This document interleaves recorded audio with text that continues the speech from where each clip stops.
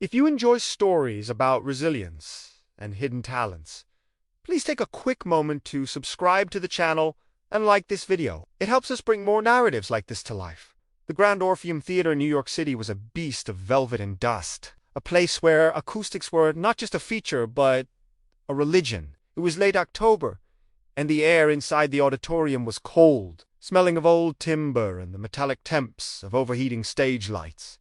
Standing in the wings, obscured by the heavy black drapes, was Elias Thorne. He stood with the stillness of a statue, his hands clasped loosely behind his back, his posture betraying a lifetime of rigid discipline. Elias was 42, though the lines around his eyes suggested a man who had seen a century of winters. He was the head of security for the venue, a job that required patience, silence, and the ability to disappear until violence was necessary. He was a former Navy SEAL, a man whose nervous system had been rewired by high-pressure underwater demolitions and the chaotic noise of combat. Now he sought peace in the shadows of the theater. Center stage, bathed in a harsh, white spotlight, stood Serafina Vane. Serafina was the current darling of the pop world, a woman whose voice had been auto-tuned to perfection on every radio station from Tokyo to Toronto. She was beautiful in a sharp, manufactured way, with platinum hair and eyes that constantly scanned the room for flaws. She was rehearsing for the Gala of Heroes, a charity event meant to honor veterans, though everyone knew it was merely a vehicle for her to launch her new ballad. Serafina screamed, her voice cracking not with musical strain, but with rage. The sound echoed unpleasantly through the empty hall. The backing band froze. The conductor, a weary man named Marcus, lowered his baton slowly. "The reverb is wrong," Serafina snapped, pointing a manicured finger at the sound booth high above the balcony. "I sound muddy. I sound like I'm singing into a wet pillow. Do you people not understand who I am?" Elias watched her, his face impassive. He shifted his weight slightly, his boots making no sound on the floorboards. He had observed Serafina for 3 days. In that time, he had learned that her anger stemmed not from a desire for art, but from a deep-seated insecurity. She was a technical singer, capable of hitting notes with laser precision, but there was a hollowness to it. She lacked the singer's formant, that specific acoustic frequency around 3,000 hertz that allows an opera singer to be heard over an orchestra without a microphone. Serafina relied entirely on amplification. Without the mic, she was small. Miss Vane," Marcus said gently. "The acoustics in the Orpheum are legendary. Perhaps if we stripped back the compression on your monitor mix." "I don't need a lecture on physics, Marcus," she retorted, throwing her head back. "I need my voice to sound expensive." "Fix it." She paced the stage, her heels clicking aggressively. She stopped near the stage left wing, just a few feet from where Elias was standing. She didn't acknowledge him. To her, he was part of the furniture, a wall of muscle paid to ensure no obsessed fans rushed to the stage. Elias closed his eyes for a brief second. The shouting was triggering a high-pitched ring in his left ear, a potting gift from a mortar explosion in the Kandahar Valley years ago. To counteract the ringing, Elias engaged in a subtle, almost invisible practice he had developed during his recovery. He began to hum. It wasn't a hum meant to be heard. It was a subvocal rumble, a low-frequency vibration generated deep in the chest cavity. He didn't open his mouth. He barely engaged his vocal cords. He directed the sound inward, using bone conduction. The vibration traveled up his spine, into his skull, and canceled out the phantom ringing of the tonight. It was a technique rooted in physics, using a physical wave to disrupt a neurological signal. Serafina stopped pacing. She whipped her head around, her eyes narrowing. "What is that?" she demanded. The theater went silent. The band members looked at each other, confused. I said, "What is that noise?" Serafina marched toward the wings. She pulled back the heavy velvet curtain, revealing Elias. He didn't flinch. He simply stopped the vibration and looked at her with calm, gray eyes. "Miss Vane," he acknowledged, his speaking voice rough like gravel. "It was you," she accused, looking him up and down with disdain. "You were making that?" that droning sound. You're throwing off my pitch. I apologize, Elias said evenly. I didn't realize it was audible. Everything is audible in this theater. You idiot, she sneered. This is a space for artists, not hired muscle. Do you have any idea how difficult it is to maintain a perfect E-flat when there's a low-frequency drone coming from the corner? Elias remained professional. It won't happen again, Serafina laughed. A cold, sharp sound. She turned back to the band, seemingly invigorated by having someone to belittle. See? This is what I have to deal with. Amateurism. Even the security guards think they can make noise while I'm working. She turned back to Elias, a cruel glint in her eyes. She needed a target. Her rehearsal was going poorly. Her voice wasn't sitting right, and she needed to assert dominance to feel in control. You know, big guy, since you like making noise so much, maybe you should stand out here. Let's see if you can be quiet when the light is on you. I prefer to stay at my post, Elias said. And I prefer my security to be obedient, she snapped. Marcus, take 5. I want to teach Yajo here a lesson about silence. She walked closer to him, invading his personal space. You think because you carried a gun you're tough. Here, I'm the general, and you just interrupted my war. Elias looked at her, really looked at her. He saw the tension in her neck, the shallow breathing. She was breathing from her upper chest, the fight-or-flight breathing that increased cortisol and tightened the larynx. She was chemically stressing her own body, which was why she couldn't hit the notes with soul. She was singing from anxiety, not from the diaphragm. I understand the chain of command, Miss Vane, Elias said softly. Good, she hissed. Then shut up and listen to real talent. But as she walked away, Elias knew something she didn't. He knew that true power wasn't about volume. It was about resonance. And the war she was fighting was entirely internal. The friction between Elias and Serafina wasn't just a clash of personalities.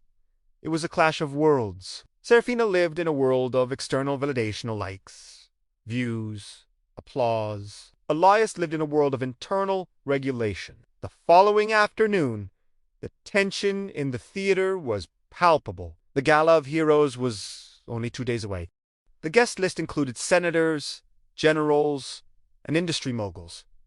Serafina was feeling the pressure. She was attempting to sing O Shenandoah, a traditional folk song with deep roots in American history. It was a song of longing in vast, open spaces. Serafina was butchering it. She was over-singing, adding acrobatic vocal runs and unnecessary trills to a melody that demanded simplicity. She was treating the song like a pop anthem, stripping it of its melancholic dignity. Elias was on patrol on the catwalks above the stage, checking the rigging of the lights. From this vantage point, the physics of the sound were clear. Sound waves are longitudinal waves, compressions and rarefactions of air. When Serafina sang, her waves were jagged, forced. She was pushing so much air that her vocal cords were colliding, harshly a phenomena known as a hard onset. He paused near a lighting rig, looking down. He remembered, oh, Shenandoah. He remembered singing it in a very different place. 15 years ago. Elias had been part of a 4-man SEAL team pinned down in a cave system in the Hindu Kush.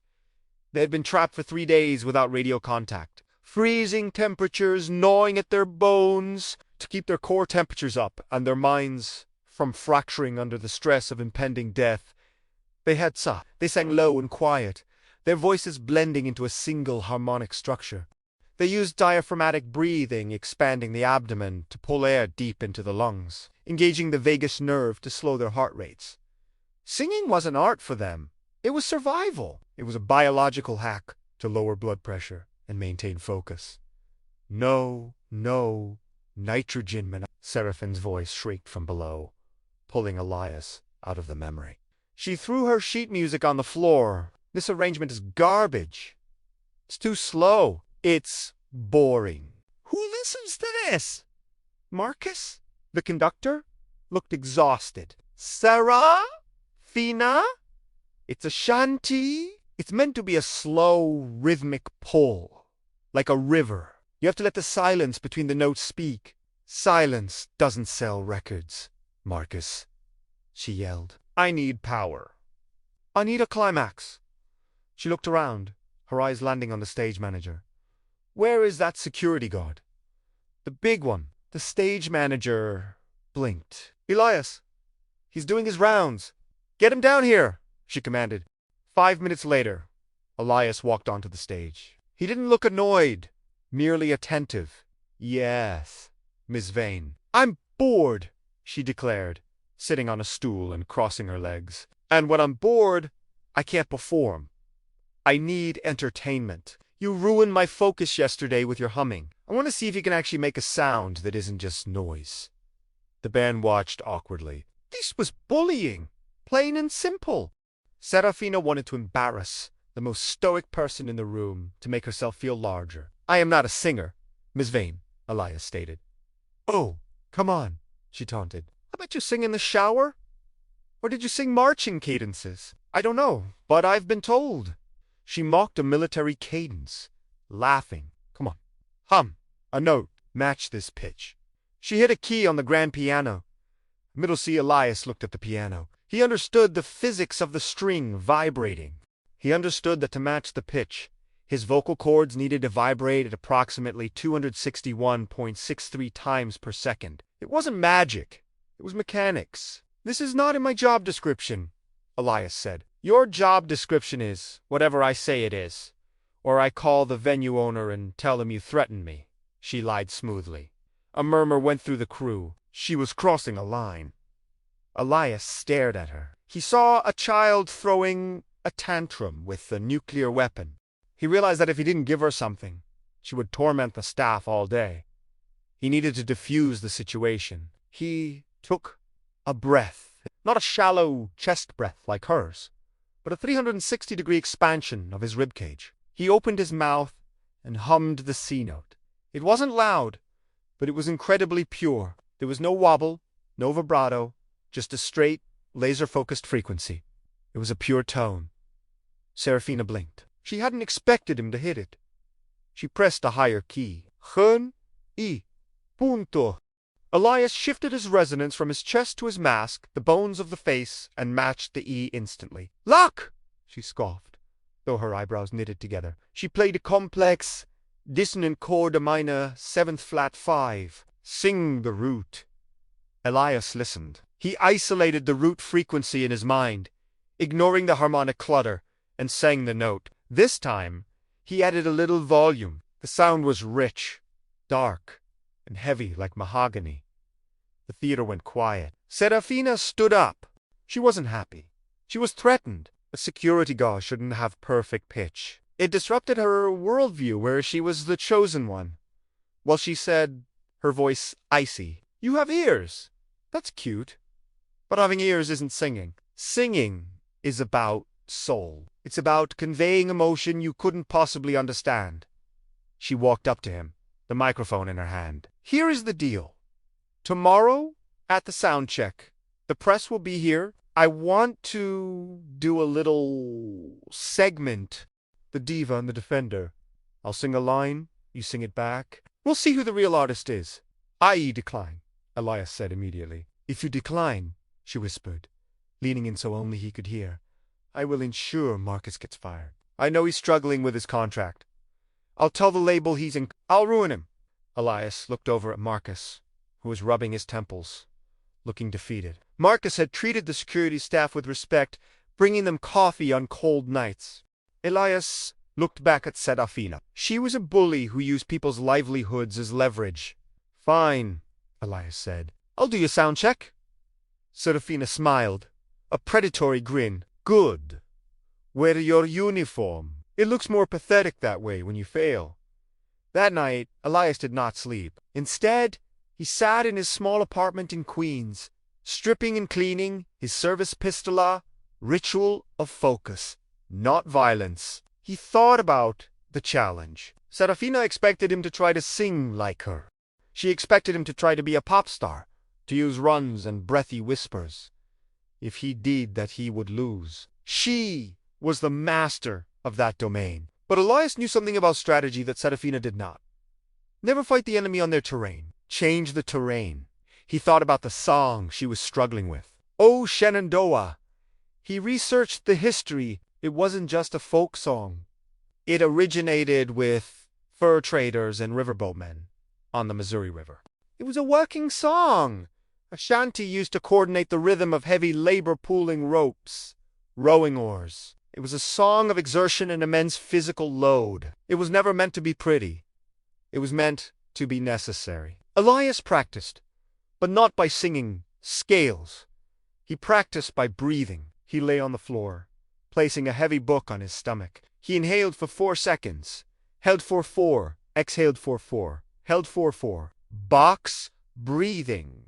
This technique calmed the amygdala, the fear center of the brain. Most amateur singers choke because their larynx rises when they get nervous. The constrictor muscles in the throats tighten, strangling the sound. To sing well, one must maintain an open throat, the sensation of a yawn. Elias realized that the physical sensation of the open throat was identical to the sensation of controlled breathing before a sniper shot. The physiology was the same. Total relaxation of the unnecessary muscles. Total engagement of the core. The next morning, the day of the gala, the theater was buzzing. Camera crews from 3 major networks were setting up in the orchestra pit. The sound check had turned into a media event. Serafina had leaked it. She wanted to show her benevolence, look at me, giving the little people a chance, before crushing him to highlight her own superiority. Elias arrived early. He walked the stage, checking the floorboards. He found a spot, center stage, slightly upstage from where Serafina usually stood.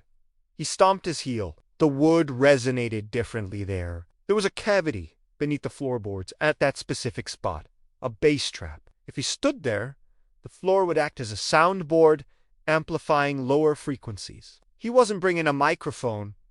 At 2 p.m., the doors opened for the press. Serafina emerged in a stunning designer dress. Hair perfect. Elias walked out in his black tactical pants and a black polo shirt with a security company logo. He looked stark, severe, and utterly out of place. Ladies and gentlemen, Serafina cooed to the cameras. Today, we're doing something fun. We have Elias here, our brave security guard. I discovered he likes to hum along, so I thought, why not give him a moment? The reporters laughed politely. The narrative was set. The benevolent queen and the clumsy commoner. Come on, Elias, she beckoned. Don't be shy. Elias walked to the spot he had chosen, the sweet spot of the floor. He stood with his feet shoulder-width apart, knees slightly bent to combat stance, grounding his center of gravity. So, Serafina said, holding her glittery microphone, we'll do O Shenandoah. I'll take a verse. Then you try to repeat it. Simple. Try not to swallow your tongue. She signaled the band. The piano started a flowery, overproduced intro. Serafina began to sing. Oh, Shenandoah, I long to see you. It was technically perfect. Her vibrato was fast and shimmering. She smiled at the camera, dragging out the notes, adding breathy sighs at the end of the phrases to simulate emotion. It was pretty, but it was thin. It sounded like a perfume commercial surface-level beauty with no underlying substance. She finished the verse with a high, sustained note that garnered applause from the press. Your turn, soldier, she said, passing him a spare microphone. Elias looked at the microphone. Then he looked at her. He shook his head and pushed the microphone back toward her. A hush fell over the room. Was he quitting? I don't need that, Elias said. His voice was calm, but it carried to the back of the room. Serafina raised an eyebrow. You want to sing in this hall, over a piano, without a mic? Honey, no one will hear you. Play the chord, Elias said to the pianist. The pianist hesitated, then struck the opening chord. Elias didn't look at the cameras. He didn't look at Serafina. He closed his eyes and visualized the Missouri River. He visualized the cold mud, the heavy ropes, the ache in the muscles of men who built the country. He accessed the pain he carried, the friends lost in the dark, the silence of the empty apartment, the grief he kept locked behind a wall of discipline. He didn't prepare to sing a song. He prepared to release a sound. He dropped his jaw, creating massive space in his pharynx. He anchored his breath deep in his pelvic floor. And then he opened his mouth. The room didn't just go quiet. The silence felt physical, like the air had been sucked out of the grand Orpheum. Elias stood center stage, his feet planted like tree roots, his chest expanding in a way that strained the fabric of his black tactical polo. He had declined the microphone. To the modern ear, trained on compression and autotune, this seemed like suicide. To a student of acoustics, it was a declaration of war. The piano player, sensing the shifting gravity, played the chord again. It was softer this time, hesitant. Elias opened his mouth. "O Shenandoah, I long to hear you." The sound that emerged was not a singing voice in the commercial sense. It didn't have the breathy, whispery quality of modern pop. It was a block of solid sound. It was a baritone of immense weight, dark and burnished like old bronze. Because he was standing on a sweet spot of the stage, the bass trap he had identified. Earlier, the floorboards vibrated under his boots. This mechanical energy traveled up his skeletal structure and coupled with the air in the room. Without a microphone, there was no barrier between the source and the listener. The sound waves hit the reporters in the front row with a physical pressure level that a speaker system could simulate but never replicate. He sang slowly. He didn't rush the tempo like Serafina had. He treated every word as a heavy object that had to be lifted and placed with care. "Away, you rolling river." Seraphine's jaw went slack. She was standing 3 feet away, holding her sparkly microphone, and she was effectively invisible. She knew enough about vocal technique to realize what was happening, even if she couldn't do it herself. Elias was using chiaroscuro, Italian technique of balancing light and dark in the voice. He had the depth of the chest, resonance, the dark, but he also had a piercing, ringing quality in the upper frequencies, the light. This ring, the squillo acted like a laser beam, cutting through the dead air of the theater and bouncing off the back wall of the balcony. He wasn't performing. He was grieving. As Elias sang, his mind wasn't in New York. He was back in the Hindu Kush, watching the snow fall on the bodies of men who would never see the Missouri River again. He poured that specific, heavy grief into the vowels. He elongated the O and the low, turning them into moans of profound loss. The cameramen stopped looking at their view. They just stared. The reporters lowered their phones. "'Tis 7 years since last I saw you." His voice swelled, filling the cavernous space. It was the sound of a storm trapped in a bottle. It was masculine, unpolished, and terrifyingly raw. It made Seraphine's version with her runs, trills, and vocal gymnastics seem like a plastic toy next to a sledgehammer. "Away, I'm bound, away," crossed the wide Missouri. He held a final low note. He didn't let it wobble. He held it with the same discipline he used to hold a sniper rifle. Steady muscles, locked, breath suspended, total control. The note decayed naturally into the silence of the room, hanging in the dust motes for seconds after he closed his mouth. Elias exhaled, his shoulders dropping an inch. He blinked, the thousand-yard stare vanishing as he returned to the present. He looked at Serafina. She was pale. Her mouth was slightly open, her eyes wide with a mixture of shock and something that looked like fear. She had expected to mock a grunt. Instead, she had just been obliterated by a force of nature. The silence stretched for 10 seconds, an eternity in show business. Then Marcus, the conductor, dropped his baton. It clattered on the music stand. The sound broke the spell. One of the camera operators started clapping, then a reporter, then the entire press corps erupted. It wasn't the polite, scattered applause they gave. It was the thunderous, surprised applause of people who had just witnessed something impossible. Elias didn't bow. He didn't smile. He nodded once to the pianist, turned on his heel, and walked back to the shadows of the wings. His tactical boots silent on the floor. "Wait," a reporter shouted. "What's your name? Who are you?" Elias didn't stop. He walked straight past the velvet curtains and disappeared into the corridor. Serafina was left standing alone in the spotlight, holding a microphone that suddenly felt very heavy, facing a room of people who were looking past her, wondering where the real singer had gone. By 6 p.m. that evening, the clip was everywhere. Someone in the press pool had been live. The video, titled "Security Guard Humiliates Serafina Vane with Nitrogen Monoxide Mic," had 3 million views in 4 hours. Elias was sitting in a security office in the basement of the theater, eating a cold sandwich. He didn't have social media. He had a flip phone. He was unaware of the digital storm raging above his head until the door burst open. It was Jackson, one of the younger security guards. Jackson was holding a tablet, his eyes weedy. "Boss! You're trending!" Jackson gasped. "You're bigger than the cat playing the piano. Look at this."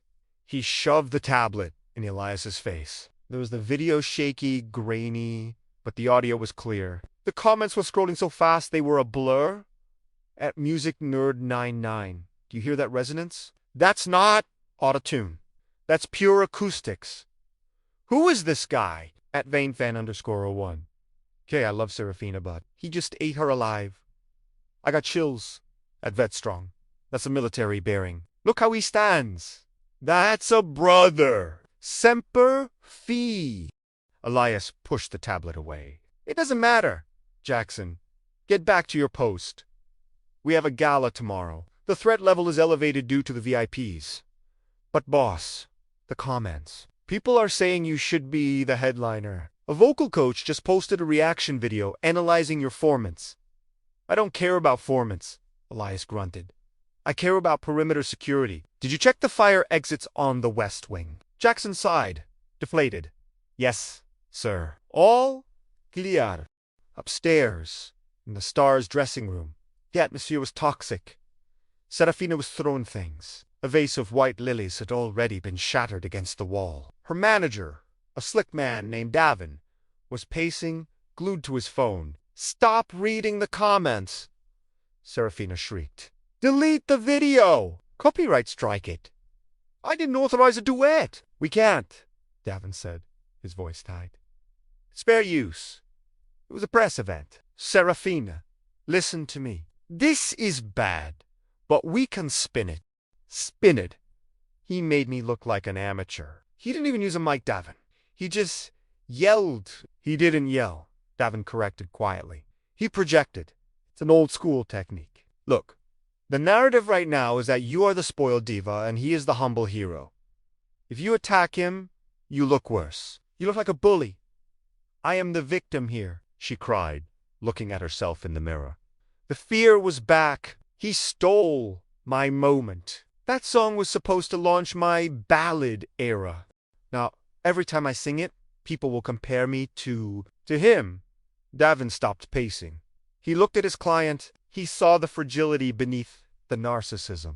The gala organizers just called. The head of the Veterans Association saw the video. Serafina froze, and they want him to perform tomorrow night. Serafina laughed, a shrill sound.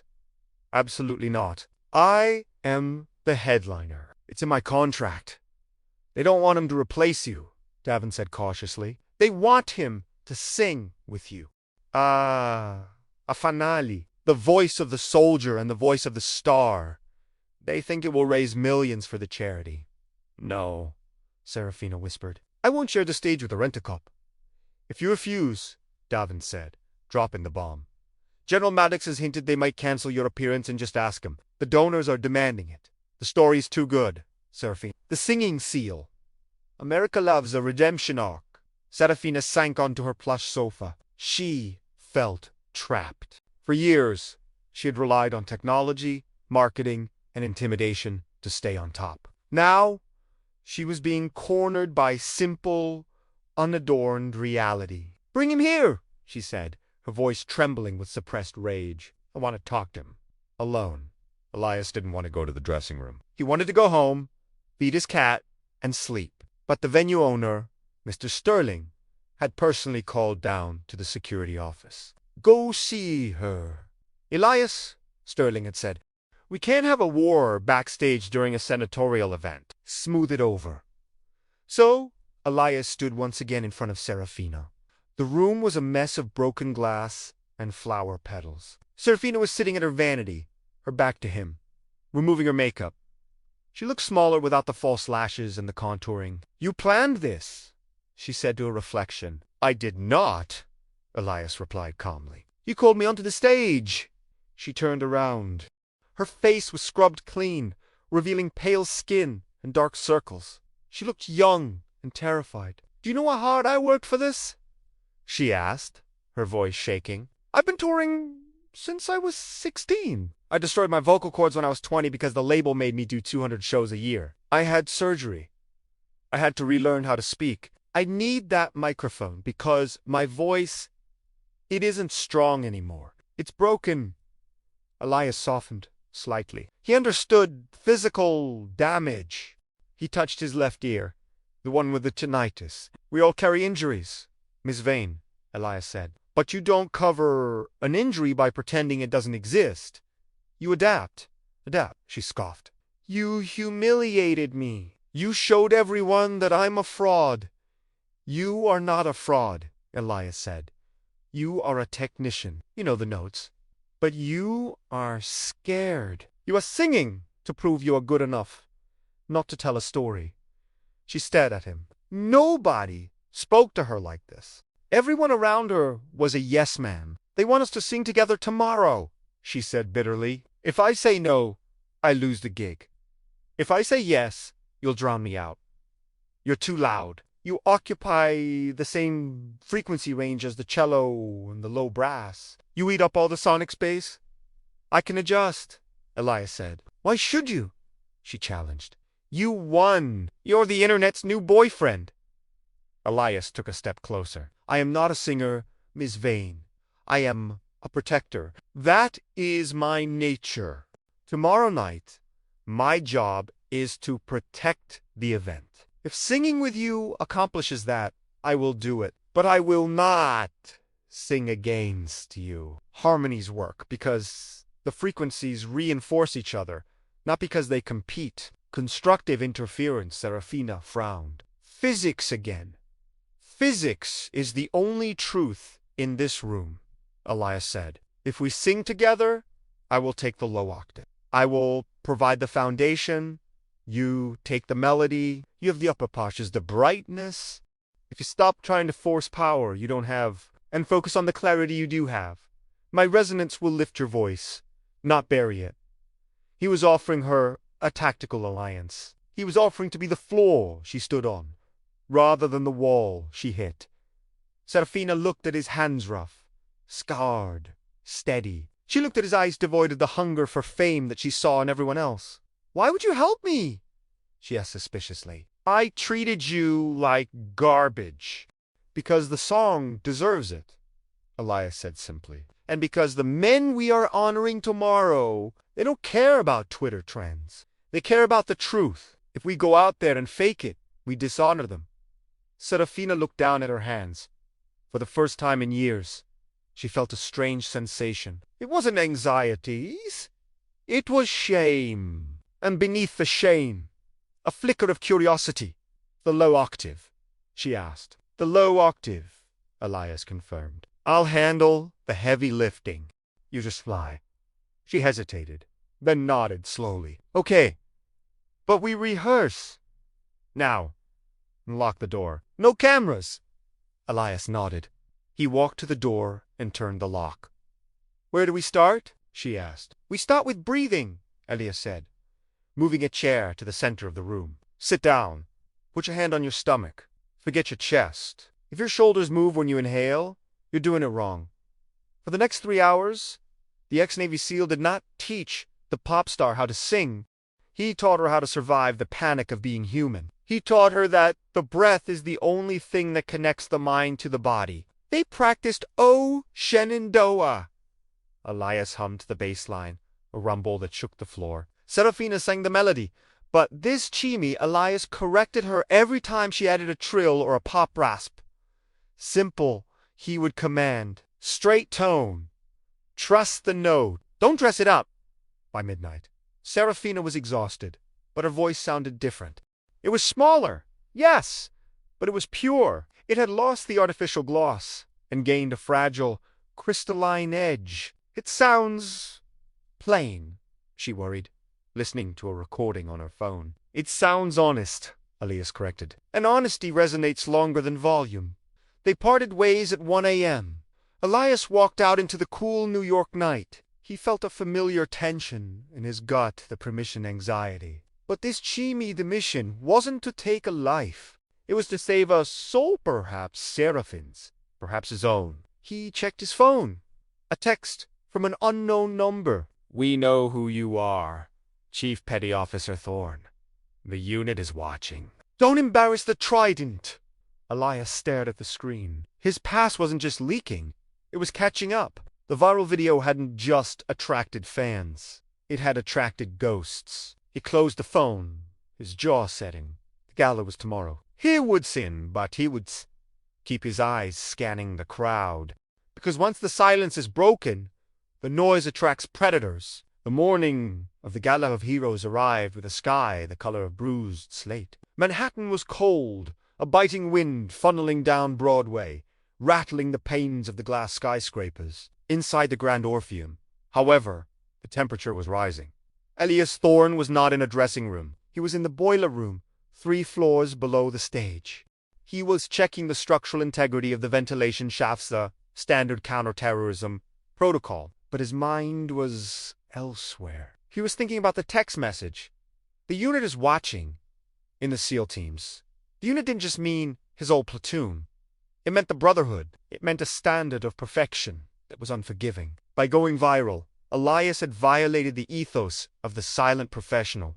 He had drawn attention to himself, and by proxy, to the operations he had been part of. He knew that in the audience tonight, there wouldn't just be donors and politicians. There would be men with heavy stares and long memories. He climbed the ladder, his boots ringing on the steel rungs. He emerged backstage, dusting off his hands. The theater was transformed. The stage was draped in patriotic bunting. Giant screens displayed photos of veterans. The air smelled of expensive perfume and nervous sweat. "There you are." It was Davin, Seraphine's manager. He looked manic. "We've been looking for you. Wardrobe is freaking out. You can't wear tactical pants tonight, Elias. The senator is introducing you."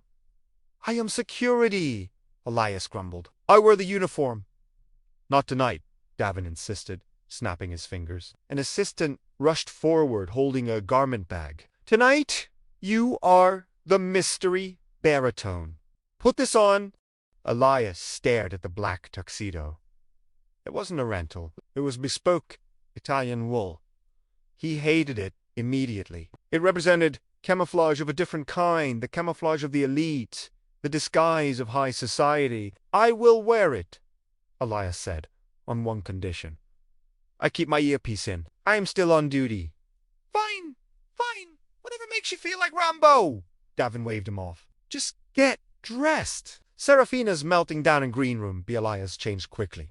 The tuxedo fit surprisingly well tight across the shoulders, allowing for a range of motion, but structured. He looked in the mirror.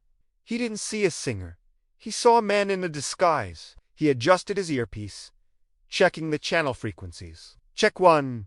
Perimeter. Secure. North entrance." Claire Jackson's voice came through the comms. "Copy. Keep eyes on the VIP box." "I'm going dark for the performance," Elias replied. He walked to Green Room B. The door was ajar. Inside, Serafina sat in front of a mirror, staring at her reflection. She wasn't wearing the sequined, low-cut gown she had originally planned. She was wearing a simple, elegant navy dress.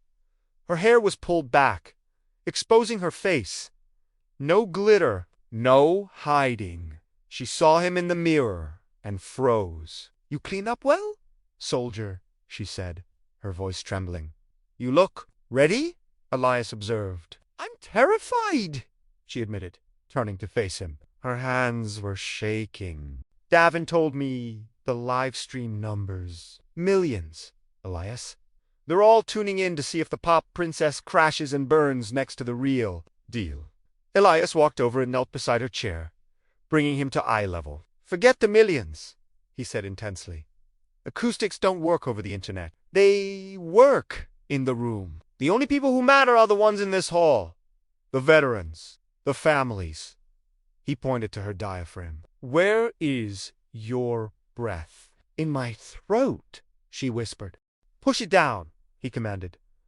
"Ground it. You are a tree. Your roots go through the floorboards, into the bedrock of Manhattan. Nothing moves you. She closed her eyes, inhaling deeply. He watched her shoulders drop. We have a plan, Elias reminded her. I am the foundation. You are the spire. You don't have to carry the weight. I carry the weight. You just shine. What if I miss the note? Then I will catch you, Elias said. I will modulate. I will cover it. We leave no man behind. That applies to the stage, too.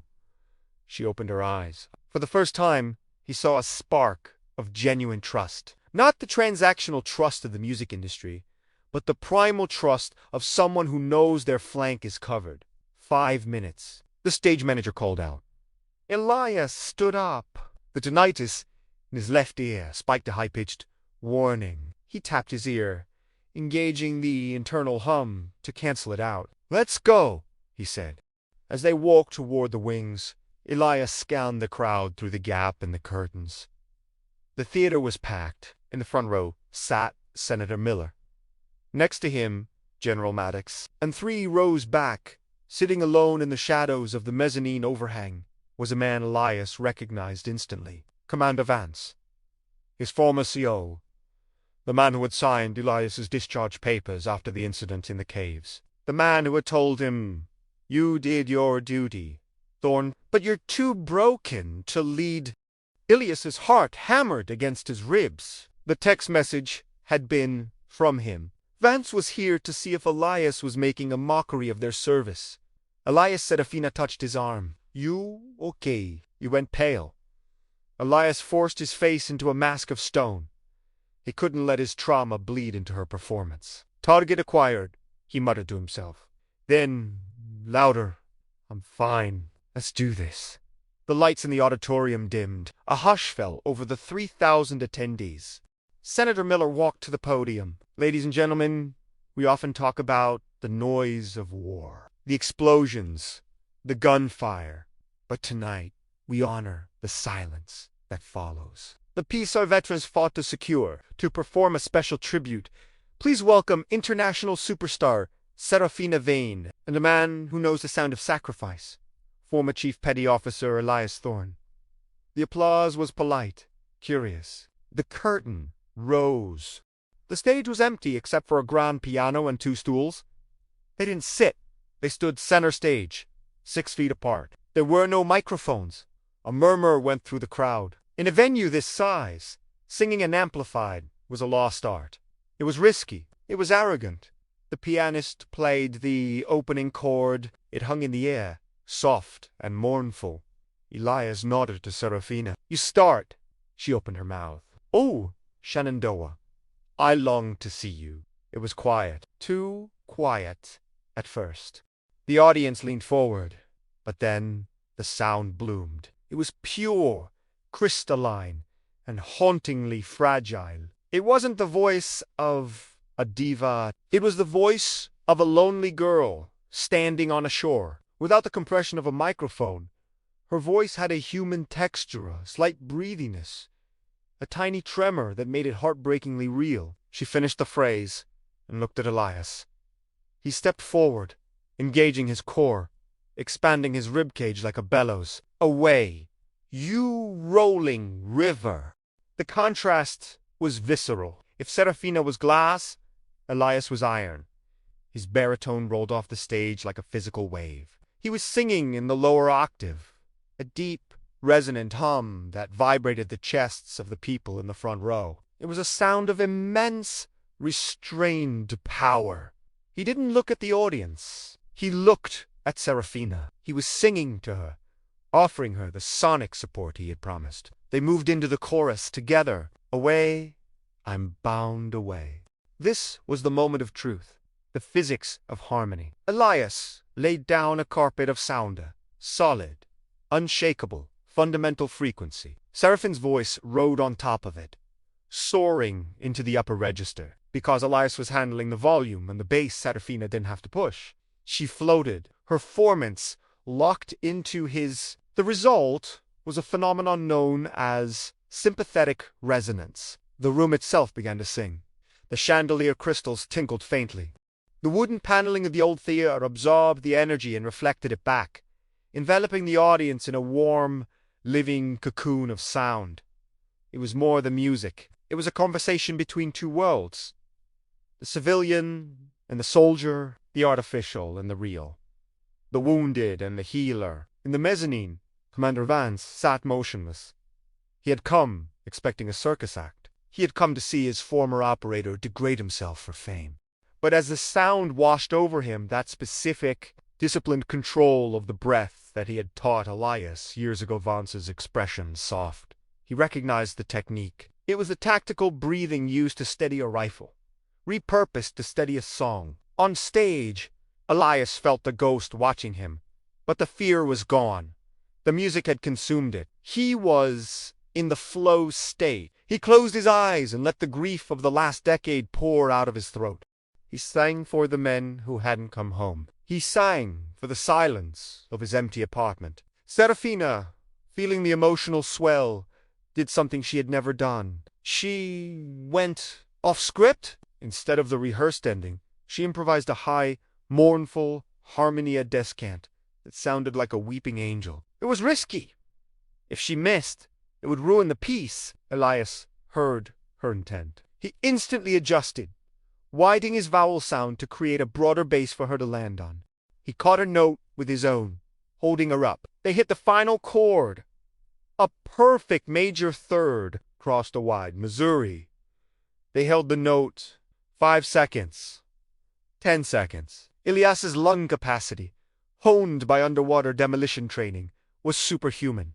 Serafina held on, drawing strength from his eyes. They cut the sound off together. Sharp, clean, silence. For 3 seconds, the Grand Orpheum was a vacuum. No one breathed. Then, the explosion. It wasn't just applause. Ituos, ahuar. The entire audience stood up as one body. Veterans in wheelchairs were weeping. General Maddox was wiping his eyes. The sheer acoustic reality of what they had witnessed to humans filling a cavern with nothing. But their own breath had shattered the technological barrier they were all used to. Serafina looked at the crowd, stunned. She had received standing ovations before, but they were usually for the lights, the dancers, the spectacle. This was for her. She looked at Elias. He was standing at attention, his face stoic, but his eyes were shining. She reached out and took his hand. His grip was rough and warm. She squeezed it. "Thank you." Elias squeezed back.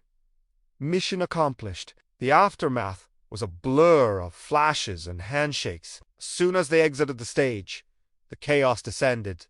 Davin was screaming into his phone, ecstatic. "We're #1 globally!" The server crashed. "Serafina, you're a genius!" Serafina ignored him. She was leaning against the brick wall of the backstage corridor, trying to catch her breath. The adrenaline crash was hitting her. Elias stood guard next to her, his mode switching instantly back to security. He scanned the hallway. "You were amazing," she said, looking up at him. I felt like I could fly." "You did fly," Elias said gently. "You found your true voice?" "I don't think I can go back," she admitted. "To the auto-tune. To the fake tracks. It feels like lying now." "Then don't," Elias said. "Truth is a habit. Once you start, it's hard to stop." Before she could answer, the corridor cleared. The security team moved aside. A man was walking toward them. He moved with a distinctive gait stiff, efficient, predatory. He was wearing a tuxedo, but he wore it like a uniform. It was Commander Vance. Elias straightened. He instinctively snapped to a position of attention, his heels clicking together. Serafina sensed the shift in Elise. She saw the color drain from his face. She stepped closer to him. "Elias?" she whispered. Commander Vance stopped 3 feet away. He was an older man, hair cut high and tight, a face carved from granite. He looked at Elias, then at Miss Vane. Vance nodded respectfully. "That was impressive." "Thank you," she said, her voice guarded. "Do you know Elias?" Vance turned his cold blue eyes to Elias. "I know Chief Thorne very well." The silence stretched, heavy and dangerous. "Commander," Elias said, his voice flat. "I saw the video yesterday," Thorne Vance said quietly. "I thought you had gone soft. I thought you were selling out the Trident for a paycheck and some applause." Elias didn't flinch. "I was doing my job, sir. Protecting the asset. Is that what you call it?" Vance glanced at the stage door where the press was clamoring, singing shanties for the cameras. "I sang for the men," Elias said, a spark of defiance in his tone. "I sing Shenandoah. It's a river song, a working song. It belongs to us as much as anyone." Vance stared at him for a long moment. He looked for weakness. He looked for the broken man he had discharged 5 years ago, the man who shook so bad he couldn't hold a coffee cup. He didn't see that man. He saw a man who had found a new way to channel the energy. A man who had just commanded a room of 3,000 people without a weapon. "You held that low for 12 seconds, Vance noted. 14, sir, Elias corrected. The corner of Vance's mouth twitched. Almost a smile. "We have an opening," Vance said, his voice lowering. "Private sector, high-level extraction training.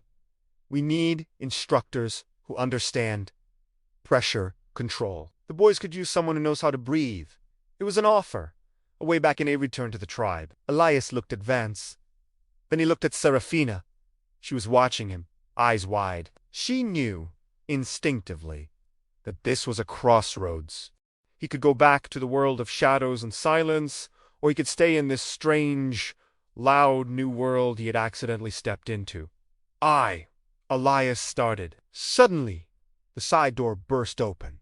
Elias, Serafina. It wasn't a fan. It was a man in a trench coat, holding a camera with a blinding flash. Behind him, a dozen paparazzi pushed past the venue security, flooding the corridor. "Is it true you're dating Elias? Tell us about Denavia." "Serafina, is this your new boyfriend?" The noise was deafening. The flashes were like strobe lights. Elias's hand moved instinctively to Seraphine's waist, pulling her behind him. He raised a hand to block the lenses. "Back up," he barked, his command voice rattling the walls. But they didn't back up. They surged forward. Vance stepped back, fading into the shadows. He wasn't going to be part of a tabloid circus. He gave Elias a look that said, "This is the world you chose. Good luck." As Vance disappeared, Elias realized the trap he was in. He had conquered the stage, but he had lost his anonymity. He was no longer the invisible protector. He was the story. Serafina gripped his jacket. "Elias, get me out of here." Elias looked at the swarm of cameras. He looked at the exit sign at the far end of the hall. "Hold on," he said. He grabbed a fire extinguisher from the wall, not to ooze it, but to create a barrier. He slammed it onto the floor, the loud clang startling the photographers for a split second. "Move." He grabbed Seraphine's hand and they ran, not toward the limo, but deeper into the theater, toward the labyrinth of the basement. As they ran down the concrete stairs, the cheers of the audience above were fading, replaced by the chaotic shouting of the press. Elias realized that the resonance of silence was over. The noise had begun. And this chimney, he couldn't just hum to make it go away. The stairwell led upward, past the dust-choked fly system, past the catwalks, until a heavy steel door opened onto the roof of the Grand Orpheum. Elias pushed the door open and ushered Serafina out into the biting October wind. He slammed the door shut and spun the wheel lock, sealing them off from the madness below.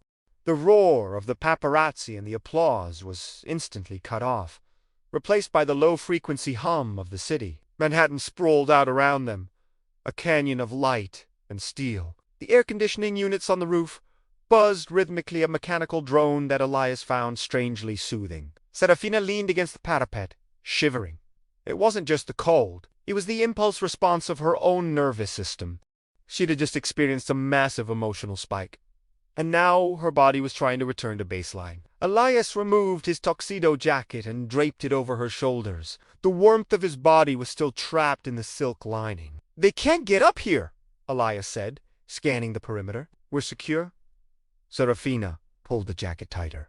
"Who was he?"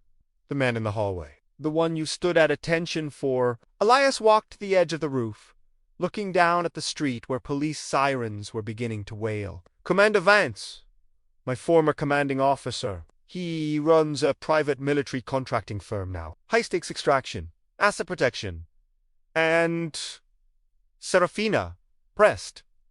He offered you a job, didn't he? I saw the look in his eyes. He wants you back in the dark.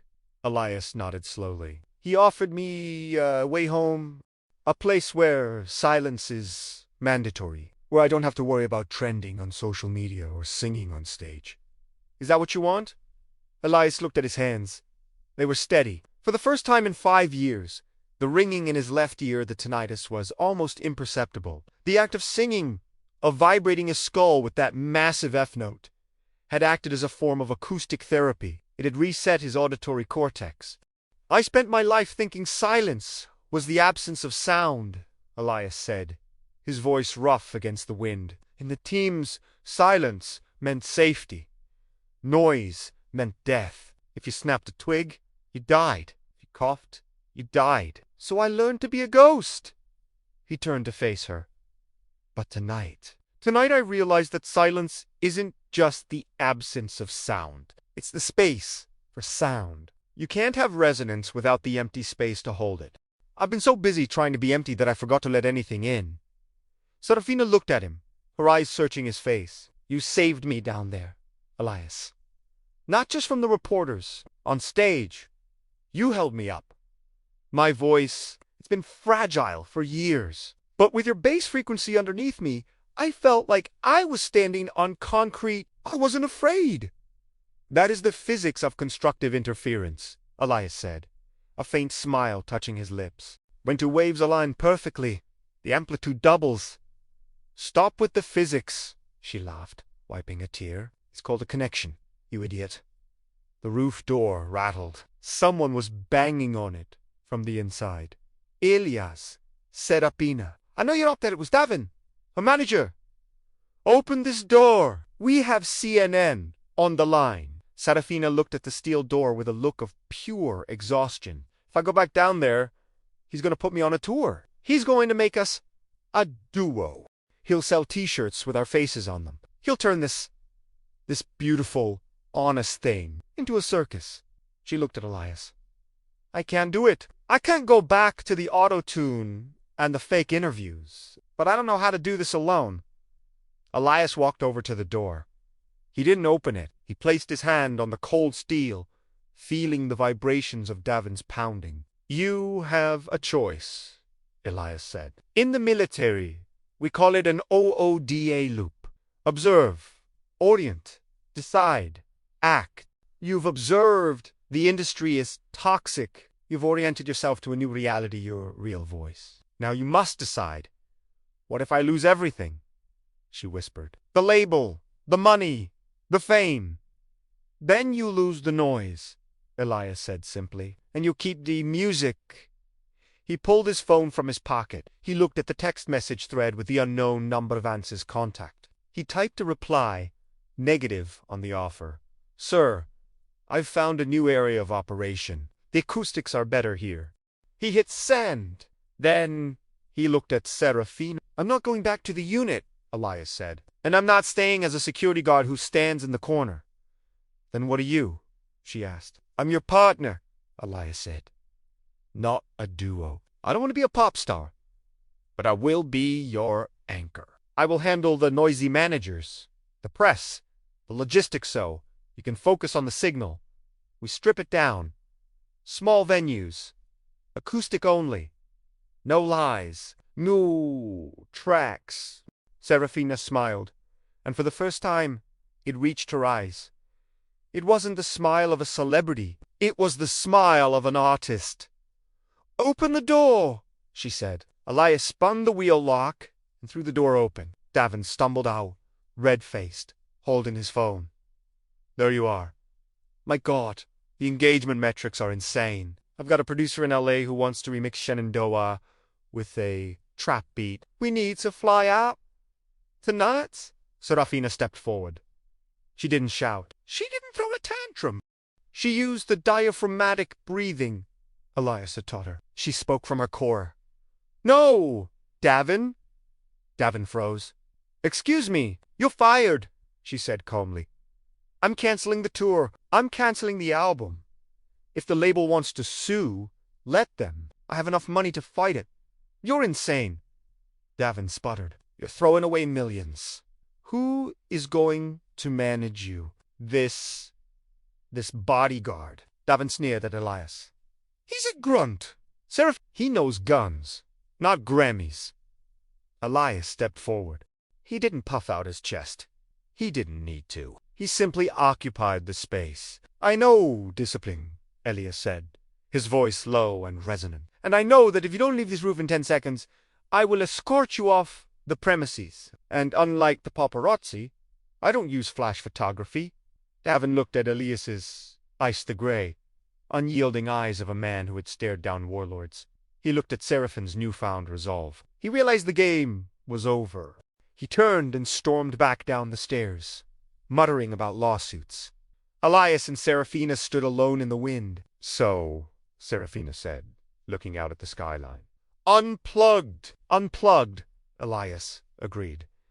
But first, we need to eat. I know a diner in Queens. It's quiet, and the acoustics in the booths are excellent. Seraphina laughed, a free, musical sound that carried over the rooftops of New York. 6 months later, the community center in the Bronx was a far cry from the Grand Orpheum.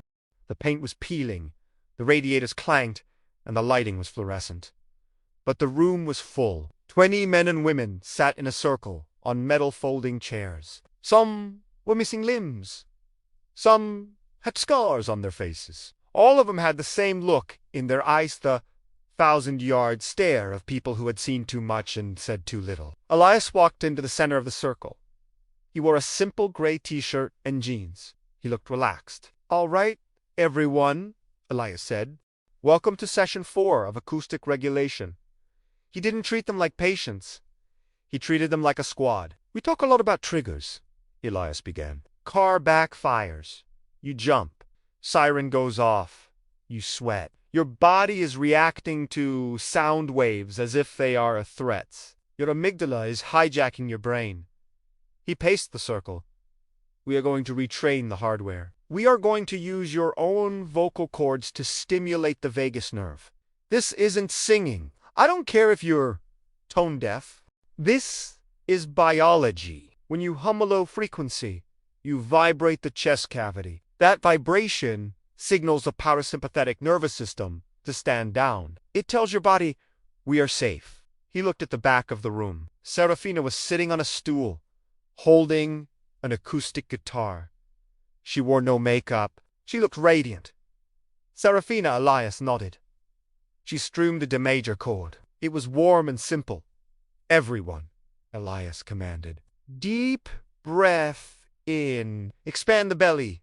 4, 3, 2, 1. The veterans inhaled. Now, on the exhale, I want to hum. Low. Deep. Feel it in your bones. Elias opened his mouth and began the hum. It was the same sound he had made in the wings of the theater that deep, subterranean rumble. One by one, the veterans joined in. A chaotic mix of pitches at first, but slowly, instinctively, they began to lock in. They found the resonant frequency of the room. The sound grew. It wasn't a melody. It was a drone. A collective anchor dropped into the turbulent ocean of their trauma. As the sound filled the room, shoulders dropped, fists unclenched. A man in a wheelchair closed his eyes, tears streaming down his face, not from sadness, but from the sudden, overwhelming relief of his nervous system finally letting go. Elias watched them. He saw the physics of healing in real time. He saw the sound waves washing away the noise of war. He looked at Seraphina. She was singing softly over the drone, a wordless melody that wove through the heavy bass notes like a thread of gold. She caught his eye. She smiled. Elias smiled back. He wasn't a hero. He wasn't a star. He was just a man who had learned that the strongest weapon in the world wasn't a rifle, and it wasn't a scream. It was the harmony you created when you finally stopped fighting the silence and started sharing it.